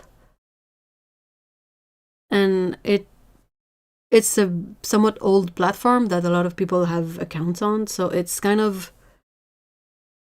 easier to have your presence on there. It's accessible from a lot of countries as well, so that helps.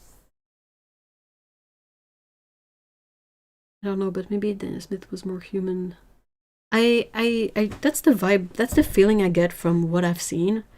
I occasionally run across some really interesting vintage items from Daniel Smith. They're not excessively vintage, like they're not very old, but they're old enough that I don't see anything like them anymore. Like dry pigments.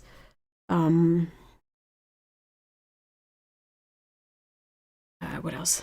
I can't bring it to mind right away, but like they were selling assortments of um like powder pigments once upon a time.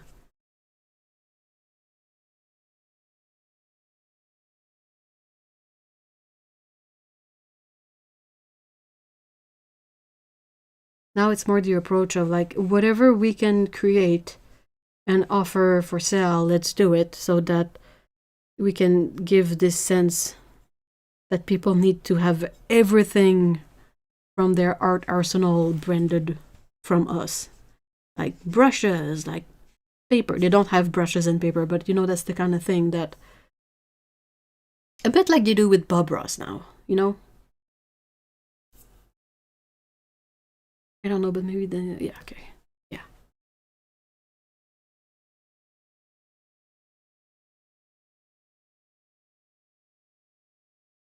I feel like, and you guys, perhaps I would love to know what was your sort of vibe check from them when you got perhaps more into painting or whatever, but, well, yeah.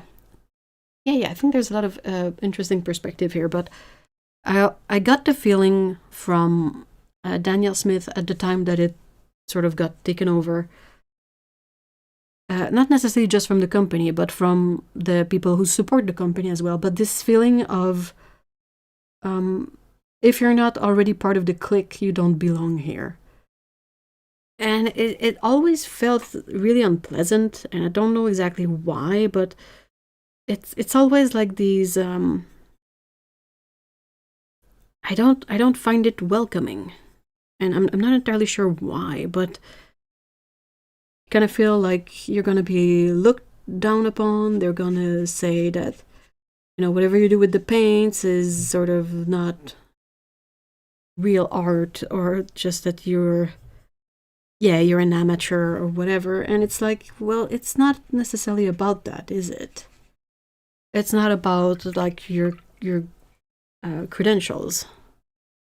It should be about enjoying paint, enjoying watercolor, and wanting to use the medium because it makes us happy, not because it's a status symbol.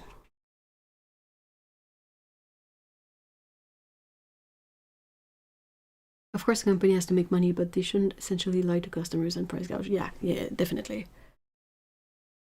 And I'm completely for the notion that the company makes money. That's absolutely fair. Because if they don't make money, they're gonna go bankrupt, and then we won't get access to the lovely paints anymore. But at the same time, I kind of hate this way that they make us feel like we don't necessarily belong. You know, like all these sets that they have that are like so and so painter's selection of colors. Like I look at these and I'm intrigued to see the colors, but I don't feel welcome to try them out. First of all, they're really expensive. There's that. But then it's not like... I don't know, it doesn't feel like... It's not inspiring, really. It's interesting, but it's not inspiring, so it doesn't make me want to get it. See, I never interacted with the company on social media until the whole Primatech thing, but their store was my local art store and they were awesome. Helpful employees and great paints. Yeah, that's such a shame that the flagship store closed down. It is unforgivable. How dare you? How dare you, Mr. Closed the shop.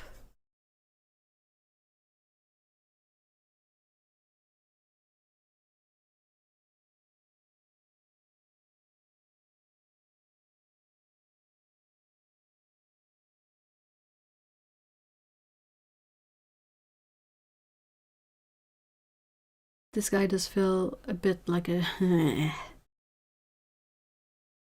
I mean, he's a businessman, so that wouldn't surprise me.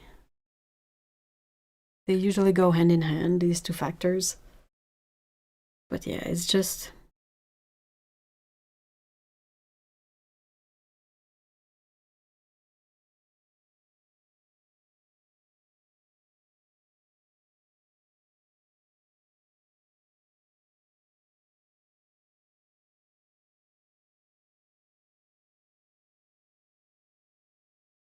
I loved their acrylics until they discontinued them and the prices were so affordable from their stores. Oh yeah, they had acrylics, right? Do you remember if they had a wide selection of colors or was it more limited? Do they still make oil paints?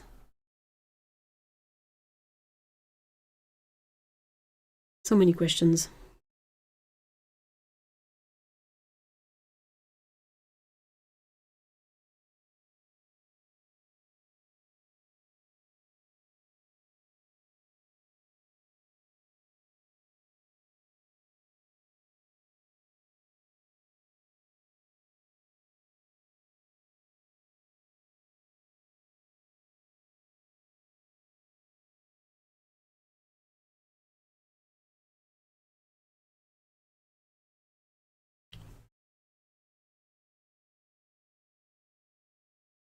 There's one of these that smells weird. It smells a bit plasticky.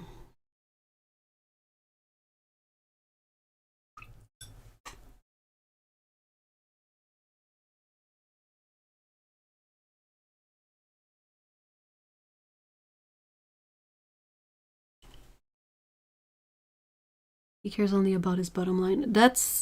If that's not true, that is somehow the vibe that he kind of puts forth.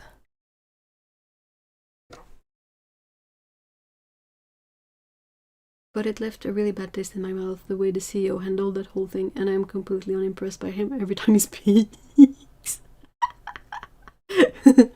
Yep, I agree with you there. They had a good range of acrylics, some really good interference, and oh, that's such a bummer. I can get a little too passionate. Oh, that's fair. That's fine. Don't. I mean, if someone is uncomfortable with the discussion, you can just lumpy elephant it. But otherwise, it's fine to be passionate about this stuff. That's kind of a key element in what I'm rambling about too. Is that, you know, it kind of feels like he's only passionate about selling paints, not necessarily the paints themselves.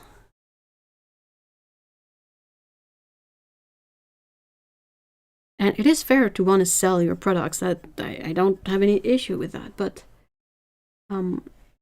it always feels a bit weird when you get into any kind of creative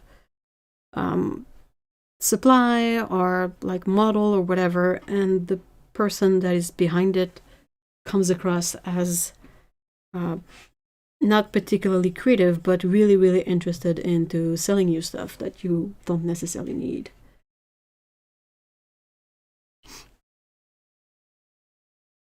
We're gonna start bashing T. And DS. Wait, what is that? Hold on. Wait.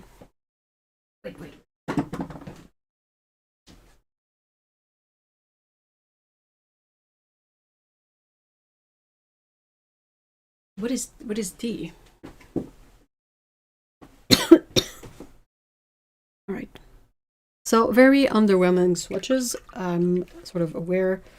No, but it's just the first sort of feel for these. Hard to say because this is not dry yet, but the blue sheen of the electric blue is really cool. It's really interesting because a lot of the shimmery paints that we see often, they're a color base and they have a sort of either gold or silver kind of sheen to them. But this electric blue color has a blue sheen to them, and that's a bit more difficult to find. So for that, I think this color is super interesting. Now these, I'll have to see. I think that I don't know why, but the burnt sienna light I feel is a bit patchy. I haven't found a good way to use patchy paints. But I kind of like the mixes from this. They're more muted, they're softer, it's a bit more limited. So that's interesting. That's also really limited, but you get a bigger range of appeal from the shimmer, from the texture of the bloodstone. So there's, even if there's a smaller range of colors here, I think that a whole lot more is happening with these three than with these three.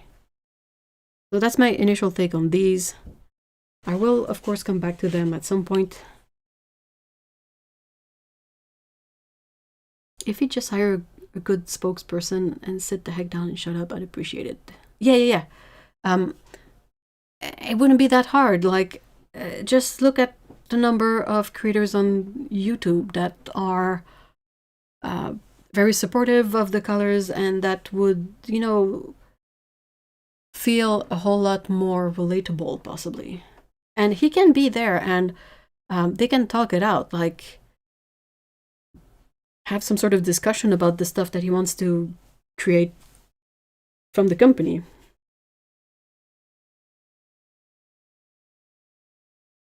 But yeah, I kind of don't like being able to tell that he's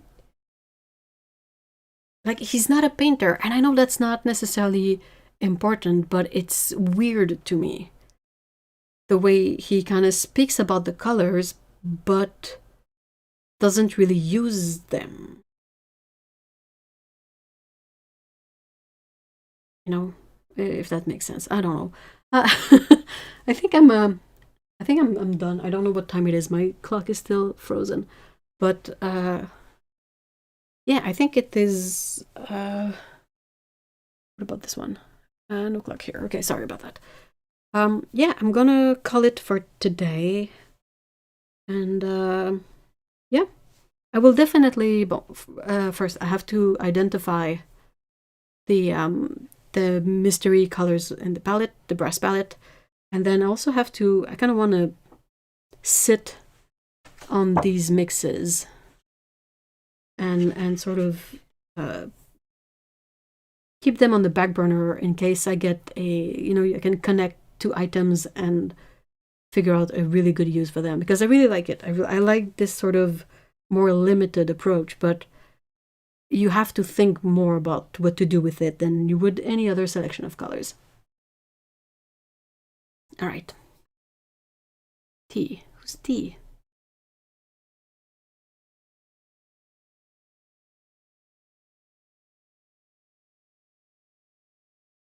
But yeah, I mean, it wouldn't be really hard to find someone that's super excited about the paints on YouTube and that could, but then again, I don't know. Yeah, okay. Have a good day, people. Thank you so much for joining up in this stream. Really appreciate it, and I really appreciate the support as well. And I will get back to work. And we will see each other on Saturday. So, yeah. Have a good rest of your week, and see you soon. Bye-bye.